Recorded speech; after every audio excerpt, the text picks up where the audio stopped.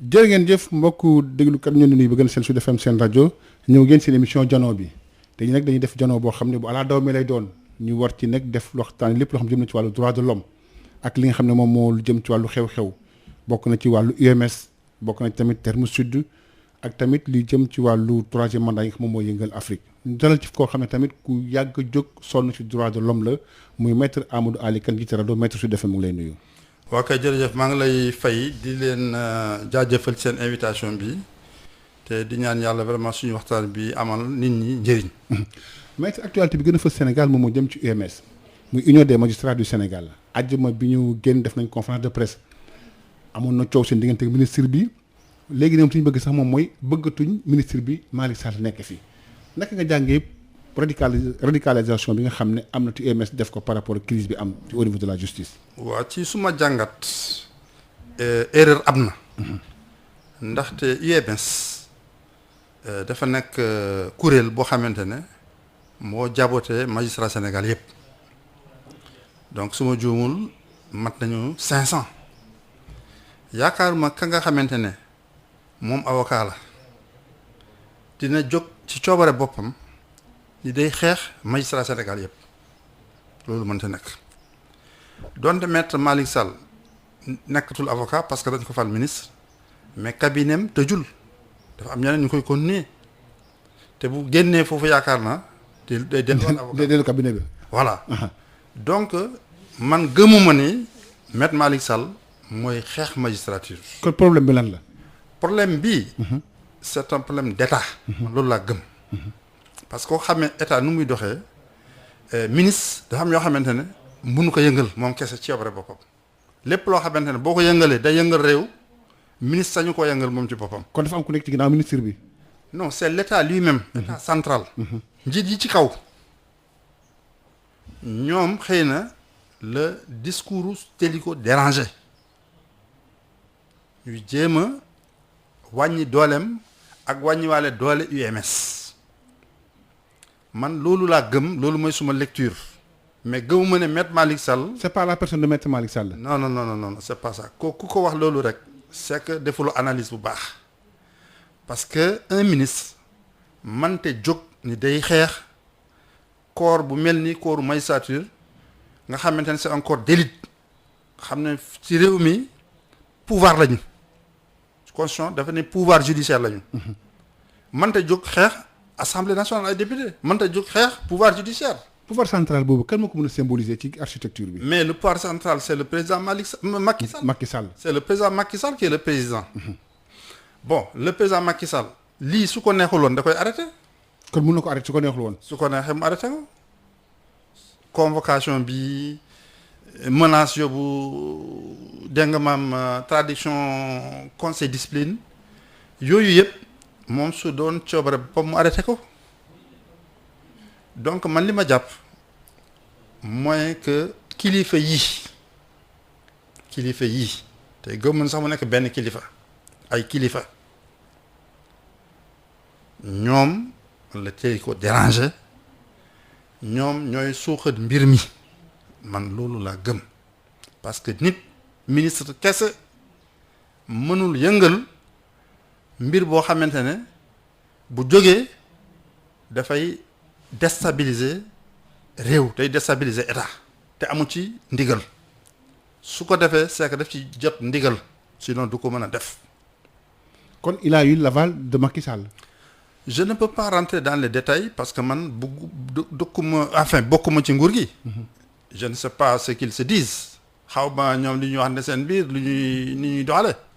mais man. dama nekk seetlukat d'abord parce que maa ngi militant la. di avocat tamit. di avocat di xam état nu muy doxee xam politique nu muy doxee xam naa ni dafa am ay dossiers yoo xam ne dafa diis dafa am ay dossiers yu diis ab ministre képp mënu ko yëngal. à moins nga doon un ministre boo xamante ne da nga nekk un ministre d'état spécial te kooku amatul ci gouvernement bi. est-ce que léegi fi mu toll situation fi mu toll nii yaakaar nga ne ak dal war na mën a crise war na mën a jeex fi mu toll nii à l'état actuel des choses. non lii du crise sax c'est une crise artificielle c'est pas une vraie crise. ñu dem ba ne ministre bu dem nekk seen interlocuteur nga bëgg koo néewal noonu. loolu li ma la wax mooy erreur d'appréciation du problème ñoom dañ jàpp ne que c'est le ministre qui est derrière mooy yëngal affaire yi. parce que mooy seen interlocuteur.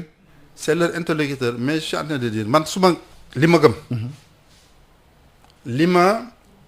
analyse may mooy que un simple ministre mënul yëkkati un dossier boo xam ne mën na yëngal 500 magistrats c'est pas possible. mënul nekk. léegi naka la ñu war a def fi mu ne nii ba trouver solution ba ku nekk li nga war a def nga def ko. non c'est-à-dire comme ni ma la waxee pour man c'est un problème artificiel. problème bu ñu créé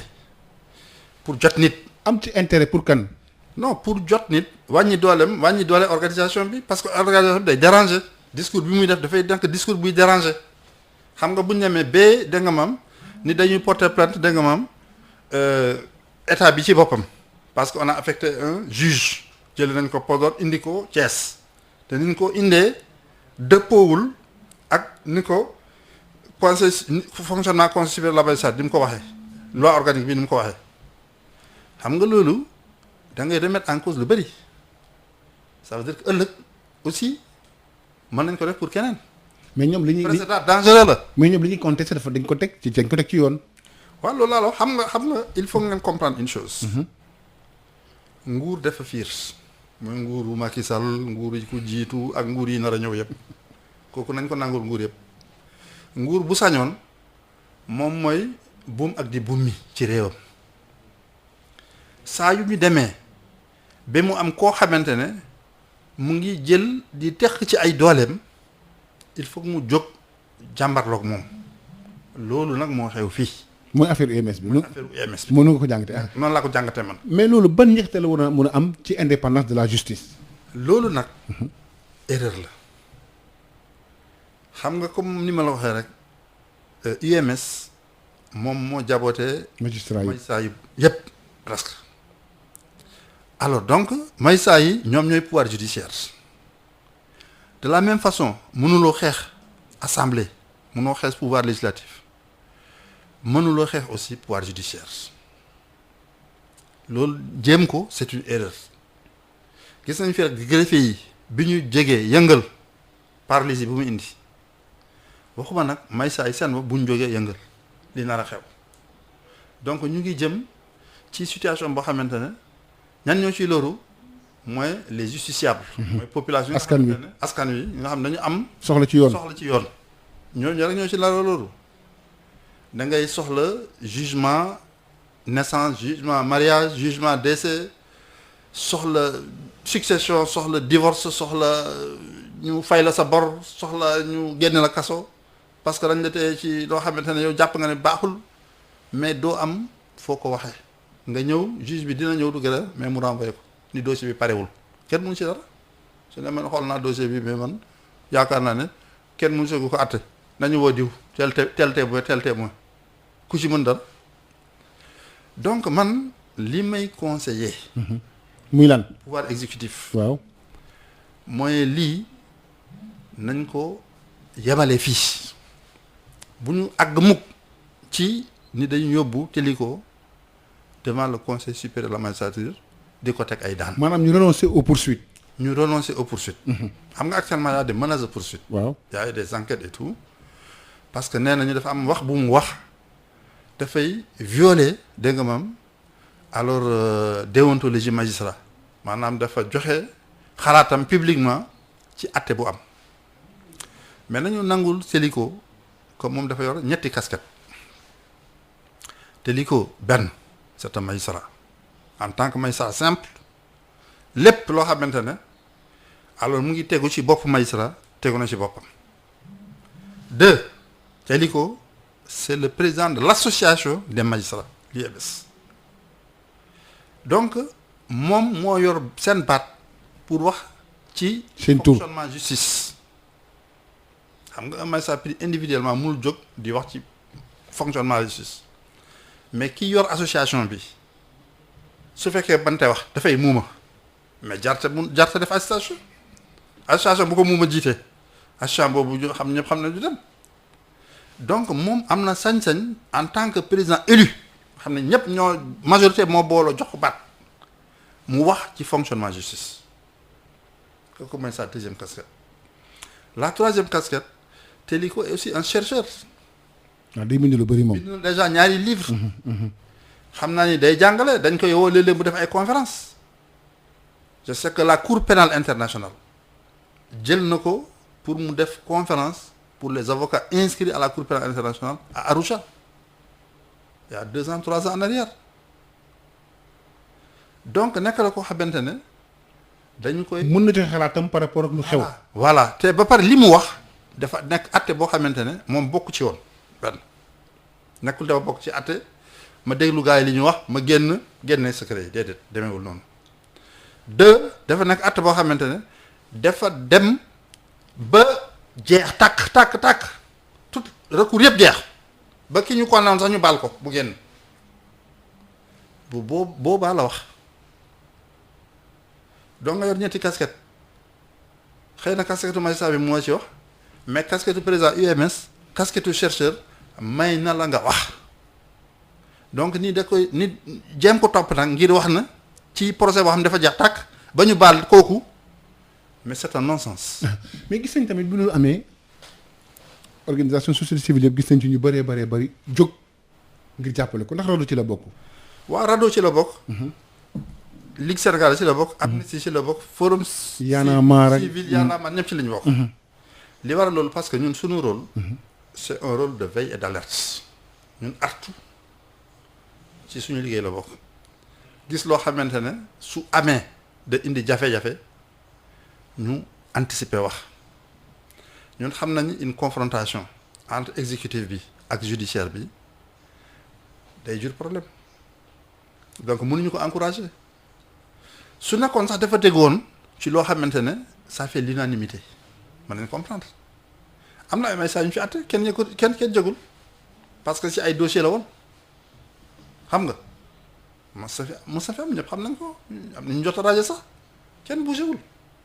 parce que nekkul loo xamante ne vraiment jar na nit jóg mais kii liberté d'expression moom lañ ko reproché dañu ne wax na man ci li ma dégg te li am na loo xam ne war na ko may mu mën a wax. mooy li nga fàttali léegi. mooy li ma fàttali léegi loolu donc kenn mënu si topp nit su doon un simple magistrat wala ku bokkoon ci àtte bi génn wax kooku on peut dire que kooku il a violé les libertés. mais convocation bi conseil de discipline nan la mën a nekk une menace pour les libertés nan la mën a nekk une menace.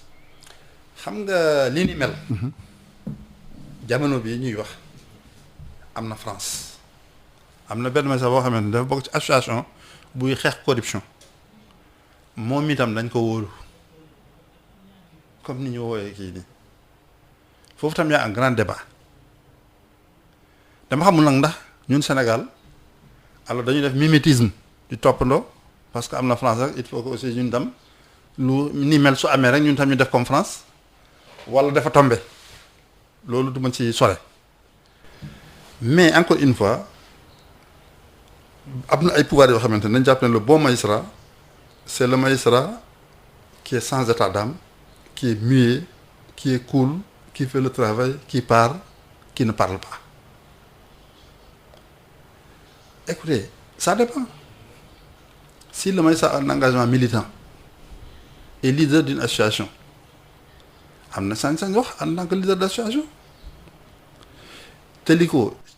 dégluwuma élément bi mu waxee mais je ne pense pas ñu woo ko moom en personne en tant que Téliko yaakaar na dañ ko woo en tant que président de l'UMS. ci casquette boobu la waxee est-ce que am na droit magistrat bu nekk dirigeant de l'association des magistrats di wotu les intérêts matériels et moraux sañ naa wax ci mbiru justice ou pas. débat bi loolu la surtout dossier boo xamante ne dem na ba jeex tàkk. bañ bàyyi waa ji. ba ñu bàyyi waa ji c'est ça le débat man jàpp naa ni mën na cee wax surtout que li mu wax. dafa jël position en faveur d'une décision de justice internationale boo xam ne cour de justice CEDEAO moo ko wax. waaw maître yow ñu jël ñëw ne sa casquette avocat bi yow avocat la waaw gis nañ ne bii fi amee avocat yi dañu jóg taxawu Téliko pour essayer de expliquer élan de solidarité boobu avocat yi envers Téliko. boo xam nga ñun avocat dañuy faral di wax di ñun nous sommes le dernier rempart contre l'arbitraire. Avocat bu dara desulee lu dul dëkk avocat moo fay ne man mi nekk nii ci suma carrière am naa chance taxawu ñoo xamante ne ay kilifa yu mag a mag lañu kooku baa ngi ci remercier le greffe de la cour pénale internationale ak le bureau du procureur am na ay généraux yoo xamante ne ci armée Côte d'Ivoire Gbagbo la ñu bokkoon ñu leen doon topp ñu jël ma pour ma assister leen am na koo xamante ne c'est le commandant en chef des forces armées terrestres de Côte d'Ivoire le général Firmin Détoleto man maa ko assisté dans son procès en qualité il était témoin j'étais avocat témoin parce que cour pénale internationale bu ñu la waxee même en qualité de témoin da nga war a am avocat bu la assisté pour nga bañ a wax loo xamante ne daf lay lor bokk naa ci procès Gbagbo bi mais en visioconférence pour te montrer avocat de assisté ku ne dina assisté général dana assisté magistrat dana assisté koo gis ku ko soxla rek mu jàppale ko. koo gis su demee ba war a taxaw justice fokk nga woo avocat ñëw taxaw wetam dafa mel ne médecin rek koo mën a doon boo demee ba sa yaram jagaji rek foog nga woo docteur. mais gis nañ ne maître bu ñu ci bugguma sax ñu def débat personnel def ko maître Malick Sall moom ba mu ñuy toog bëri tamit nitu coow la mu baal ma ci kàddu gi gis nañ ko mook justice ne mujjee après toog négocier lem bañ a mu nangu ko gis nañ tamit moo ki nga xam moom moo nekk moo waa UMS même su fekkee nag UMS sax état na nga état central bi la est-ce que du problème moom problème la justice bi mbala c'est quoi. non je connais bien Malick Sall. man mi toog nii Malick Sall moo ma jàngal métier avocat en mars 91 ba ma prêter serment moom moo ma jël cabinet ma def stage ma pare stage liggéey nag moom 2 ans def naa 5 ans ak moom donc c'est mon maître de stage c'est mon patron mais du tax nag ma koy wax loo xamante ne aussi amul Malick Sall il est venu man ci li ma jàpp dafa tombé une mauvaise circonstance ci juste bi dafa ñëw tombé ñu signer un accord ministre ba woon bi mu remplacer signer accord mais accords yooyu ñëpp d'accord lañ te du dem parce que c'est pas de bons accords dañ ko signé woon parce que ñu ngi doon demoon élection présidentielle il fallait calmer la situation gérer gars yi mais bu ñu demee ba dara desul pour appliquer leen par exemple le paiement des primes dañ ñoon ci accords yi bokkoon na ñu war leen fay ay primes mais dañu fay benn yoon prime bi la deuxième fois bu ñu bëggee fay defe naa 2 fois la ñu fay prime bi la troisième bu ñu bëggee fay trésor ci boppam moo ne attention ñun mënuñu fay prime ñun dañu am responsabilité xaalisu état la ñuy gérer lu génn lu ne dañ ko war a justifier ñun mënuñu fay prime sur la base d'un accord privé entre ministre ak syndicat indi leen ñu décret mbaa loi loo xamante ne ça s'impose à nous obligatoirement il faut ñu def ko mais un accord privé ay déggoo privé kooku ça ne lie pas ëllëg mu ñu ne way fay nañu tant de milliards fu ngeen ko teg parce que y a un accord privé te boobaa amenez nous un décret te boobaa ñooy tooñ parce que suñu liggéey santuñu loolu wala ñuy fay dañ ko war a teg ci un acte juridique bu ñu may compétence boobu indi leen ñu loolu décret bi mënul ñëw parce que il faut gaa yi xoolaat xam ne kii bu ñu ci jëlee décret demain les gardes de la santé jóg beneen corps jóg ñun tam loolu prime donc c'était compliqué il est venu il tombait sur ça pour prendre juste un exemple parce que accord bi ça prévoyait beaucoup de choses donc il est tombé sur ça il est tombé sur une situation où le trésor dit je ne peux pas payer mënuñu ma fay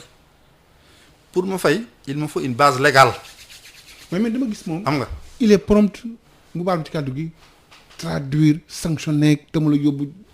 non il n'a sanctionné personne c'est-à-dire que peut-être que aussi ça c'est mon analyse personnelle xam nga moom musul politique du militant c'était un avocat d'affaires mu ngi commencé politique rek pour jàppale président Macky Sall ci ma xam-xam daal ci ma li information yi ma xam yàggul ci politique donc dafa am loo xamante ne aussi expérience boo xam ne amu ko ñu ngi koy door a teg à la tête d'un département ministériel aussi sensible mu tombeek musul politique donc il faut que aussi quelquefois mu am peut-être quelques impairs c'est possible mais ci li ma ko xam moom vraiment jógul pour xeex les sudjustes jógul pour xeex les magistrats. mais léegi yéen est-ce que yéen au-delà des lettres de protestation xalaatu leen dox tànku jàmm pour rapprocher les deux entités. ñun avocat waaw mbala le secteur justice dans sa globalité. non xam nga loolu def nañ ko le bâtonnier des avocats. non ci bi UMS ak ministre bi laa wax. waaw dama ni la le bâtonnier des avocats maître Papa Leyti Ndiaye. ak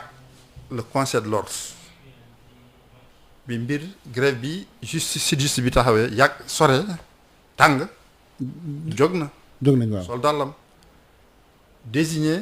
maître Doudou Ndoye ancien ministre nekk avocat bu xalan bu yàgg comme son représentant spécial xam nga jox ko mandat pour mu dox loolu bu ngee ko ci ba jàmm am bon lii aussi xaw ma lu mu nar a def mais su ko defee tam su defee lu xawee mel noonu aussi du ma bett parce que dafa nekk koo xamante ne dafa bëgg aussi jàmm am ci justice bi ñun ñëpp képp ku nekk avocat jàmm am ci justice moom mooy sa intérêt waaw justice bu nekk en grève bu dul dox parce que greffier dañu mer wala bañ saa dafa mer ça nous arrange pas ñun presque année bi dañu chômer xam nga donc on n'a pas envie aussi que loolu continuer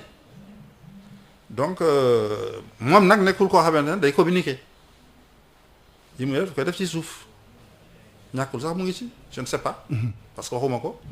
mais su ko defee du ko bett voilà beneen loo xam tam fës na ci semaine bi moom mooy terme sud gis nga li nga xam ne xew na fa interprétation yu bëri lool plus de 70 familles ñu jëlee leen fa en tant que droit de l'homme nag nga jàng ci situation bi naka lañu def agsi foofu tey jii nii. waaw xam nga terme sud vraiment c'est un problème très triste. très triste. dafa nekk mbir boo xamante ne vraiment képp koo xamante ne da nga am sentiment da nga naxarlu loolu ba pare dafa bëri ay lëndëm. ci nan. xam nga foofu ñuy wax terme sud c'était une base militaire américaine pendant la deuxième guerre mondiale xam nga américain bu ñu jógee ci guerre bi war a jàppale européens yi xam nga jóge Amérique jaar Dakar continuer moo gën a gàtt moo gën a yomb stratégiquement boo ne da ngay wër Europe avion mën nañ la daaneel boo bëggee jaar Canada dem joor dem Europe mën nañ la daaneel les Allemands mais fii géej gi ngay jéggi ñëw ñu créé fi base loolu mooy terme sud alors base boobu ñëpp ñu doon liggéey ci mbiru avion les techniciens ñi doon surveiller ñu doon toppatoo affaire ASECNA xam nga ñëpp ñoo xamante ne daal seen affaire. mbiru avion yi la bokkoon mbiru avion yi la bokkoon. ñu logé la fa pour saa ñu la soxlawee rek à la minute yaa nga fa loolu moo indi terme sud bu nekk aussi jamono yooyu c'était un quartier huppé dañ ko tabax boo xamante ne dafa nekkoon bërëb bu bakkane ñoo fa dëkkoon ñu defar ko bu baax mu jege seen aéroport bi seen base bi ba guerre ba jeexee les américains jébbal mbir mi français parce que boobu temps France moo ñu yëlifoon ñooñu wutu leen foofu ci affaire yi nekk fa ñoom tam ko dem mu nekk base ñu fonctionner selon le même principe ñëpp ñoo xamante ne dañuy liggéey ci affaire avion yi moo xam policier nga buy garder moo xam ASECNA nga technicien aviation nga moo xam pilote nga mécanicien nga moo xam même les policiers ak douaniers yi liggéey ci affaire di xool yi ñëw ak du ñëw ñu logé la foofu ba ñu am indépendance ba ñu amee indépendance France am jébbal ko nguuru Sénégal état Sénégal ba jamono yooyu mu ngi nekk bërëb boo xamante ne dafa bakkane ñu koy toppatoo alors jamono yooyu nag tous les officiers supérieurs de l'armée maanaam patron armée yëpp ñu ci bëri fa lañ dëkkoon kilifa yi waaw kilifa yi fa lañ dëkkoon parce que dafa nekkoon bërëb boo xamante ne dafa setoon ñu defar ko di ko toppatoo ñu dëkk fa. alors ñu dem ba dans les années 70 xam naa ni ay quartiers yu bees am xam nga xew ay amitié ay Point E ay nangam Fann Résidence nangam kilifa yi commencé ma bëgg jóge fa dem bañ fa jógee foofu kenn toppatoo ko dem na ba nekk bërëb boo xamante ne dafa salte woon ñu fay sànni ay mbalit. terme sud kenn bëgg ko woon am ay militaires yu ñu fa affecté ñu defar bërëb ba defar ko. mais defar ko taxul nga moom ko. non maa ngi ñëw. ñu defar ko bañ ko defaree dégg nga moom fekk kër buy màbb nga defaraat ko dëkk ci investir nga waroon am prime xam nga indemnité représentative de logement IRL comme ils appellent dans l'armée ñu koy verser nga waroon ko am nga koy verser armée bi. joxuñ la ko maanaam. voilà joxuñu la ko parce que dañ la jox logement dem ba jëmmi jamono bërëb boobu ñu ne léegi dañ koy joxe je crois que armée ak état bi dañu amoon xaw ma bàyyi la woon xaw ma lan la woon daal li ñu ko joxe woon loolu dem ba jeex ñu ne léegi dañu koy privatiser joxe ko à des privés ña fa dëkkoon nii mu ñun ñoo fi dëkkoon. bëgg nañ fii bëgg nañu dañ ko fekk dégg nga maam mu nekk un endroit boo xamante ne dafa doon waaj kenn bëgg ko woon ñun ñoo ko defaraat du dëlaat ko léegi kay buñ koy jox keneen ñun ñoo ngi fi jox leen ñu ko def seeni demande Ablaye promettre leen ak yëpp ci diggante bi nag yaakaar naa daal am ñu ci jot ay ci ñoom seen wax am ñu ci jot ci information boobu que seen dossier mu ngi kii court-circuité fexe ba affaire bi ñëw ci ñoom maanaam Comico c'est la coopérative militaire de construction coopérative la boo xamante ne ça ne c'est pas l'armée c'est une association privée c'est une coopérative privée ñëpp ngi defee ni armée moo jóg di nangu foofu déedéet c'est une coopérative militaire c'est une association privée comme toute coopérative mais nag am na ay militaires et puis y a pas que des militaires dedans même un civil mën na ci bokk.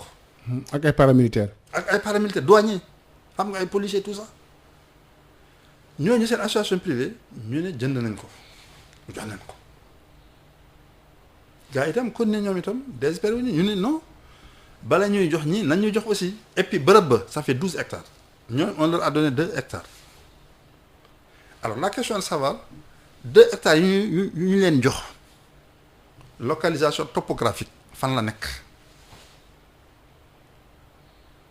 am nañu 2 hectares qu'on leur a attribué qu'ils ont acheté ils disent à 105 millions mais les 2 hectares c'est où dans un endroit qui fait 12 hectares am nañu ne kër yi ñu jël nii y en a que 19 qui sont concernés par li ñu leen jox le reste c'est pas là-bas à ce débat-là ça n'a jamais été tranché. Pourquoi? Alors l'autre problème qui se pose même c'est que la taxoon ñu def foofu terme sud ba tey jeexagul ñëpp xam nañu base aérienne fa la ne foofu bu ñu ko nangoo def ko jox ko ay militaires ñu tabax def ko ay immeuble logé fa ñoo xam ne du ñu militaire ñi ay douanier ñi la ñu nangam jotewuñ dara ak kii bi mais ça va pénaliser les activités de la base aérienne parce que base aérienne nga fa ba tey mën nañu toog parce que ñoom seen affaire ça fonctionne sur la base de la rapidité mën nañ dañuy def ay évacuation sanitaire man la ne woy am na ay militaires yu ñuy blessé en Casamance wala ñu ba tel champ d'opération il faut que dans 1 heure on décolle ñu dem yóbbu leen wala jëlee leen si le gars habite à Guédiawaye ou bien à Gadaye pilote bi wala mécanicien de bord bi comment on va faire est-ce qu'on pourra respecter les délais donc li defoon américains yi tabax ko def fa da nga maam ñiy liggéey ci base bi ñu dëkk fa mais ba tey les mêmes raisons demeurent là-bas. ñu ngi fa ba léegi. ñu ngi fa ba tey parce que base baa nga fa déménagé wul donc il y a toujours intérêt à ce que foofu ñi yëngu ci affaire base aérienne bi nekk foofu on ne comprend même pas pourquoi l'État du Sénégal a cédé cette base à des privés. Et qu'est-ce qu'il a cédé? Ça se trouve où les 2 hectares? Donc il y a un grand débat, il y a beaucoup de choses qui ne sont pas claires dedans. Beaucoup de gens croient que oui, c'est pour l'armée, c'est l'armée qui veut reprendre son bien. Non, non, non, c'est pas l'armée. C'est Comico, c'est une coopérative militaire de construction dans laquelle il y a des militaires et des paramilitaires et des civils. C'est différent de l'armée du Sénégal. Ok, ça c'est un. Deuxièmement, mais les raisons pour lesquelles on a conçu terme si demeurent toujours. C'était pour permettre ñi nga xamante ñu ngi activé wu ci base bi ñu bañ a sori seen bërëbu liggéeyukaay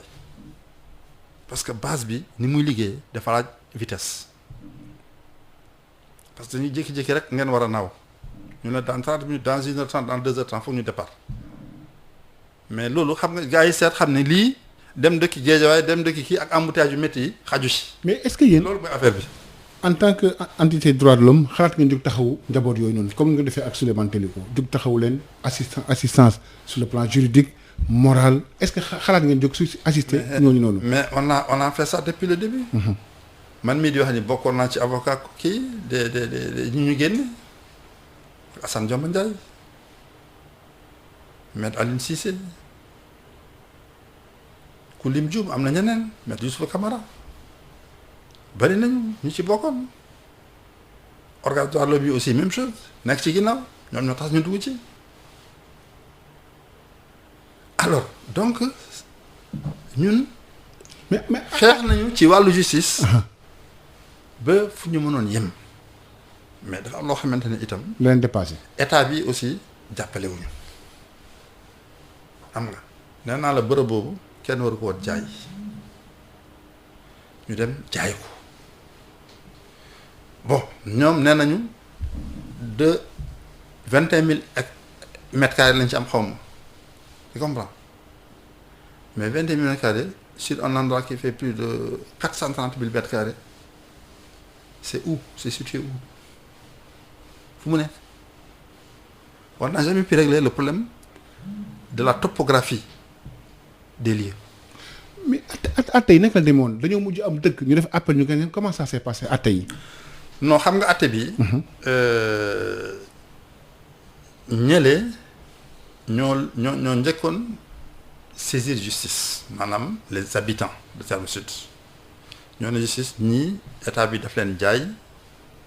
te fii waru ko jaay ñii loi yi permettre ko ci biir atte boobu Comico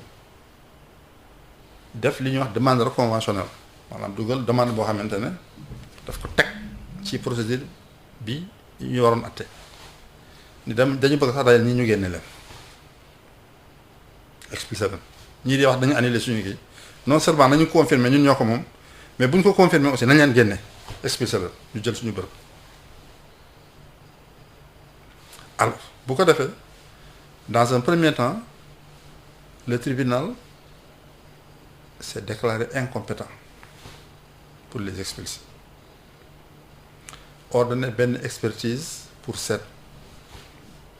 il y a eu plusieurs procédures c'est difficile pour moi de dire ça mais nii la demee comprendre nga ñu dem nag ba finalement ñu ne ñii ñoo ko moom mais fi nit ñi juumee kenn weddiwul ni Comico am na fa dara suuf am na fa dara mais li mu am fu mu ne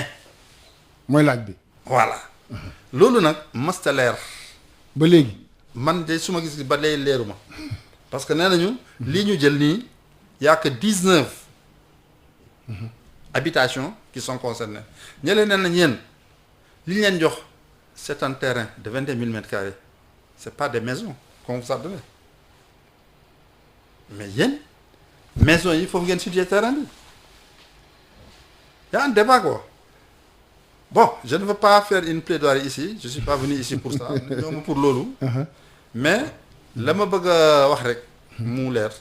c'est que man jàpp naa ni waaw bërëb boobu déjà waruñu ko woon jox ay privé parce que raison yi taxoon américain def ko français yi bàyyi ko fa armée sénégalaise aussi def ko ba tey ma nga fa foofu dañ ko war a jagleel ñi nga xam ne dañuy yëngatu ci affaire base bi de préférence. maître beneen poñ ci wàllu inondation yi gis nañ ne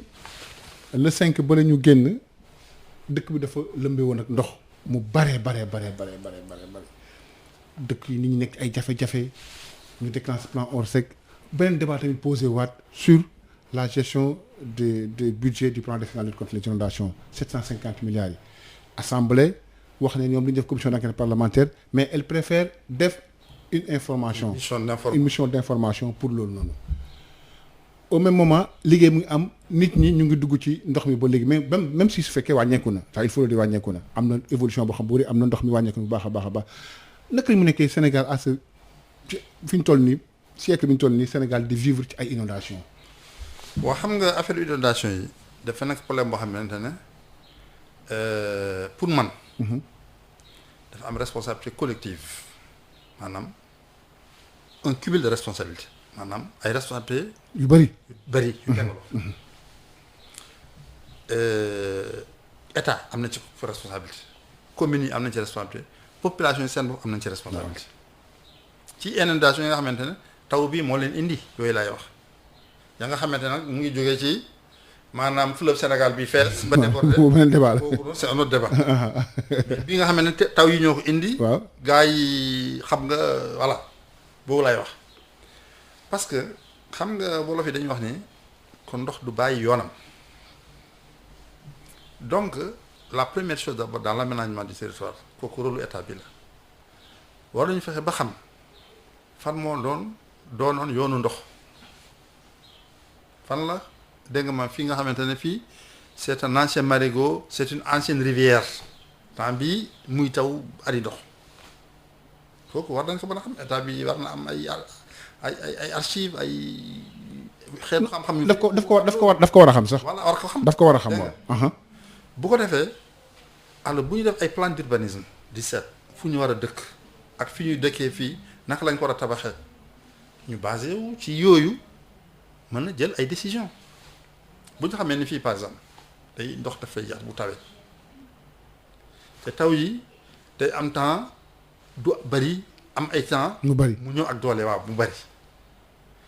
mais ñu seet ci seen plan d'urbanisme fii ban xeetu tabax la ñu war a def fii nga xamante ne bu taw amee du indi problème xam nga tey ji boo jëlee les pays nordiques ay Pays-Bas ay Norvège ak yooyu ñoom dafa nekk réew yoo xamante ne dañu jege l'Arctique maanaam fi glace bi ne ci géej gi te comme ñu ngi wax réchauffement climatique dañu yaakaar ne réchauffement bi dina tax ba glace yi di fondre nekkaat ndox ba na nekk glace bu ko defee niveau géej gi yéeg bu yéegee ñoom dañuy lab donc d'ores et déjà bala loolu xew ñoom teg nañu seen ay plan ci façon ni ñuy tabaxee seeni kër am nañu ay dispositifs yoo xamante ne bu ndox amee rek kër ga day jóg du lab si on veut habiter foo xam ne dafay ab ndox. il faut se préparer. c'est pareil. il faut se préparer. voilà donc loolu c'est la responsabilité de l'État. Deuxième responsabilité mooy nit ñi itam ils sont pas récartés fu ñu am rek dëkk. parce que dëkk waaye dafa. nu ko mën tabaxee rek ñu ngeen ko tax. même su fekkee dafa jafe sax du raison bu foo jot dëkk fa. voilà ñoom daal voilà du ñu seet yooyu yëpp. parce que dafa jafe nag moo tax. voilà ñoom daal nañu am fu ñu dëkk quel que soit l'endroit na famille bi dugg dak nangam seetuñu leneen ça c'est une faute aussi nit doo dem installer sa famille ci mbalka ancien mbalka am na fii bu tawee mbalka lay nekk kooku aussi dañu wante dëgg. Troisième chose ce sont les communes ñoom ñoo joxe suuf yi mais boo xamee ne endroit bii suuf si moom du won na ndox daf ko yàbbi mais bu fa installé ni xam nga ni fii moom sol joor moo fa am foofu du tax yóbbu fa nit ñi mais nga dem di attribuer foo xamante ne xam nga ni fii ban la ça aussi c'est responsable boo ko attribuer aussi s'il y a rien à faire mais il faut que aussi mu am accompagnement ngeen def dispositif boo xamante ne buy mën a évacuer ndox yóbbu ko géej par exemple comme Dakar am na chance géej moo ko wër ça aussi c'est la responsabilité de l'État parce que ñoom mënuñ def investissement yooyu donc c'est dire que pour man ci ni ma ko jàngatee il y a une triple responsabilité de l'État, des communes et des populations. Pour ce qui concerne les inondations yoo xamante ne taw bi moo ko indi mais la nga xamante ne nag fleuve Sénégal bi moo ko joxe ça c'est autre chose. ñu ngi ci dernière partie émission bi maître muy problème mu troisième mandat en Afrique. yow kuy jóg di yëngu ci wàllu droit de l'homme keroog rek am na rapport bu génne ca Guinée ñuy wax ne plus de 50 personnes ñàkk nañ seen bakkan. Guinée dañuy dem élection le 18 prochain lañ jëm. lañ jëm Côte d'Ivoire le 31. naka ngay jàngatee problème mu troisième mandat ci Afrique d'abord commencé ko d'abord par Guinée bi nga xam ne gis nañ ne FNDC jóg na taxaw temm bañ dem nañ ba ñoom tam ñu baal ma ci kàddu gi xaw a atteindre seen limite ku jëkk politique daal di tasaaroo seetlu da leen ne dafay porter candidature au même moment Alpha Condé mi nga xam moom lañ doon wax ne ko waroo ci am mu samp ndëndëm ba ay bakkan di ci rot te fi mu toll nii est-ce que mun nañ craindre am njàqare par rapport situation ëllëgu Guinée tey ji ak situation bi. waaw c'est Guinée ak Côte d'Ivoire yëpp fu mu nekk nii. mën na ci am njàqare d'ailleurs Guinée dafa am benn délégation boo xam ne CEDEAO Nations Unies ak Union africaine dafa demoon yaakaar naa démb lañ fa jógee mais ñoom bi ñu defee seen conclusion mais dañu ne ñoom ils partent mais am nañu tiitaange parce que bàyyiwuñu réew bu ànd ak dal lu ne mën na fi xew Côte d'Ivoire aussi c'est la même chose te bu ñu wax troisième mandat. C'est l'occasion vraiment de saluer le président du Niger. xam nga président du Niger moom dafa ni du def troisième mandat. leeral ko. clairement. waaw dafa naa ba ko waxoon sax daf ko tëj xam nga. donc pour dire que moom amul benn natable le président Issoufou que moom du def troisième mandat. moom tëj na débat bi. tëj na débat boobu. waaw bokk na fii Sénégal ci ñun. bon Sénégal aussi je pense que le président Macky Sall doit faire la même chose. pour mu leer. Le président Macky Sall c'est un président qui est né après l'indépendance am na chance mu fekk fi ay ponkal ñu choisir ko seen place ba mu koy fal président mais y avait Moustapha Niasse qui était là. Tanor yàlla na ko yàlla yërëm. y avait Tanor Dieng. y avait Feu Djibo Ka yàlla na yàlla yërëm. y avait ñu bëri moom c'était le plus jeune Idrissa Seck alors population yi préféré ko choisir ko mu ñëw encore bu amat chance amat deuxième mandat moom man de su ma ko doon xelal dama naan ko yow fu mu nekk nii faut travailler pour l'histoire maanaam liggéeyal pour ëllëg réew mi ñëpp génération yi ñëw jàpp ne wëñ ñun de en telle année am na président bu fi ñëw def na liggéey bu am solo ci fànn yëpp infrastructure ci démocratie ak yëpp parce que tu sais liggéey du jeex surtout liggéeyu réew parce que y a tout le temps des défis nouveaux soo ne foog ma jeexal suma liggéey pour dégg nga maam génn doo génn.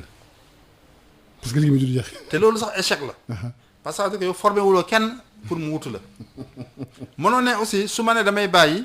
amoo ko ma remplacer. non maanaam du kii nit ñi dootuñu liggéey dañuy xeex nangam. le problème il est simple le président du Niger il a dit moom il se représente pas ñi bëgg candidat yam nañu génn dem candidat ci ñi bëgg liggéey toog liggéey c'est le problème il est simple. Et puis pouvoir il faut que moytu nit ñi y a des gens ñoo xamante ne ñoom da ngay soo leen dégluwee dañ lay comprendre faire comprendre que yow tu es le meilleur xam nga c'est comme presque place su malaaka pour ne pas dire même place su yàlla. alors ñooñu nag foog nga moytu leen. foog nga moytu leen mais man li ma affaire bi ci constitution yi la interprétation yi la mbala problème bi lan la bañ bugg am rek Afrique bugg am yenn partie Afrique bugg am problème ak troisième mandat yi ci lan la ci interprétation yi mbala ci lan la. xam nga affaire bi. c'est un problème d'état d'esprit un problème de sincérité nit ñi dañuy def constitution lañ fay bind dañ fay bind rek pour voilà pour rire on fait des constitutions pour rire parce que constitution boo xamante ne saa yu la neexee nga changé ko def ci leneen donc c'est la sincérité qui fait défaut da ngay gis nit bu def constitution ne constitution dama ko def pour troisième mandat bañ a am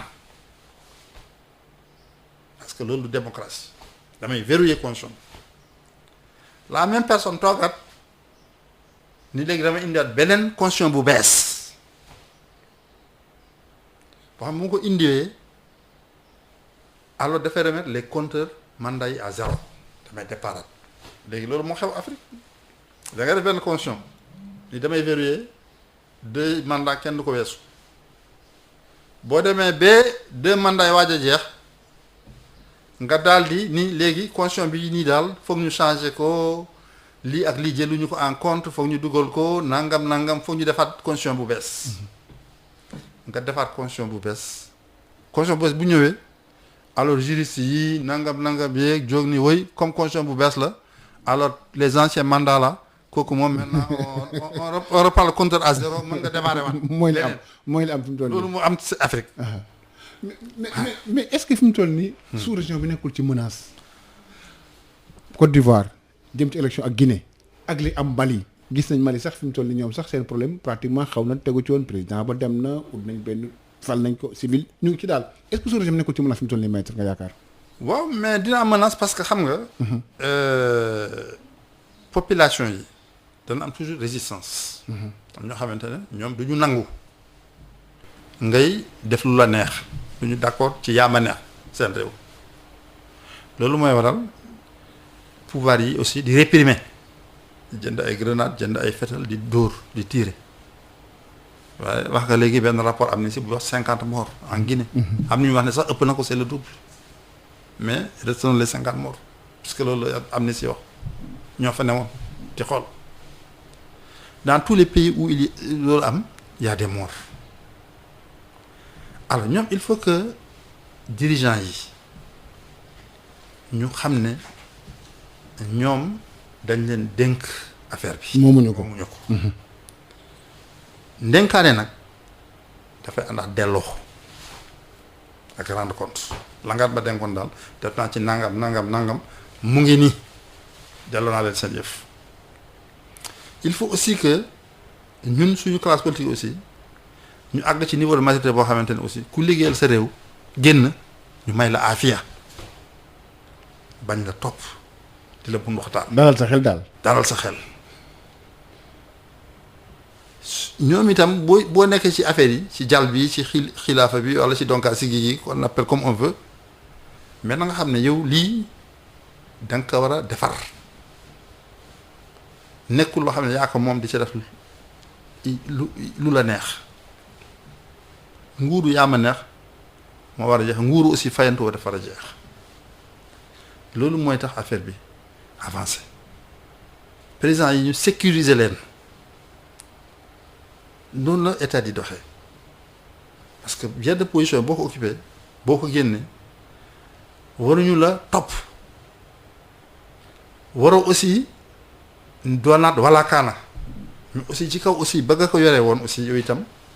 yore woon ko yoriñ bu rafet donc waaye le problème il n'est pas simple il faut que ñun ñëpp ñu liggéey ci ñi falu liggéey ci gérer d'une manière boo xamante ne vertueuse comme on dit gestion vertueuse maanaam gérer daal ci noo xam dafa dëppoo ak anam bu sell. voilà sell alors ñi leen di wutu aussi jàppaleen ay ngant parce que nguur itam boo ko yoree léeg-léeg nga def juum nguur bu parfait amul mais bañ a aussi wutu naa diw rek naa xool ay mbóotam nangam si c'est pas grave laisse tomber parce que man musuma dégg États-Unis président génn na président ba ñëw def na ay audit def koy topp ak lii wala ay France ak yooyu du fa am mais il est vrai que là-bas aussi les gens gèrent d'une manière normale. voilà ba par institution yi. ak système bi day def liggéeyam. justice day fonctionner les corps de contrôle font leur boulot ba nga xamante ne yenn dérapage yi mënul am